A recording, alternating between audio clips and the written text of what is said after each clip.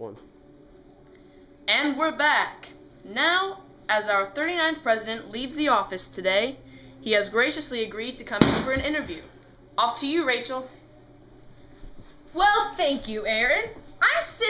I'm sitting here with our former president, our soon-to-be former president of the United States, Mr. James Carter. So, Mr. Carter, why don't you give us a brief summary of your most important actions during the reign of your presidency? Well, I'd say my major actions were the Department of Energy, Department of Education, the new National Energy Policy, the Panama Canal Treaties, and the Second Strategic Arms Limitation Talks. But I will admit, not all of my actions produced the desired results.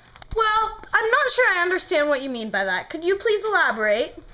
Well, my goal with the energy reforms was to decrease our nation's dependence on foreign oil. But it provided the opposite effect, unfortunately.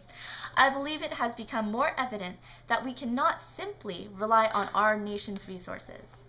It has become apparent to me, as well as the country as a whole, that prosperity lies within other nations' exports.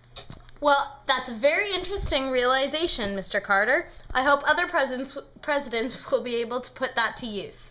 What has happened with foreign relations lately? Well, recently, the Second Strategic Arms Limitation Talks have been signed.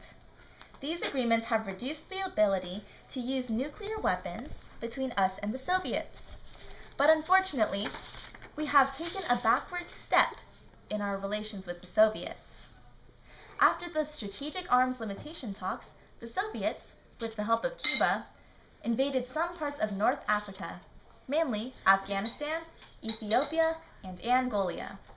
They did this to help communist revolutions.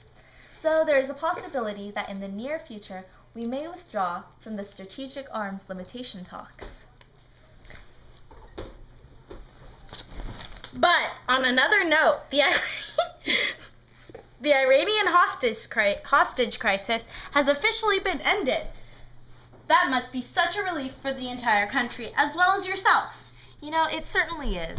At the beginning of my administration, I promised the nation that those captives would be returned safe, and I'm finally happy to say that this has been accomplished. One major accomplishment, I'd say also, was returning the Panama Canal to the Panamanians. I believe it's an important step in Latin American relations. I agree, Mr. Carter. Thank you for talking us. And back to you, Aaron. That was certainly an informative interview. ELRS 6 o'clock News thanks you for coming in, Mr. Carter. That concludes this segment. See you next time on ELRS 6 o'clock News. Guys, after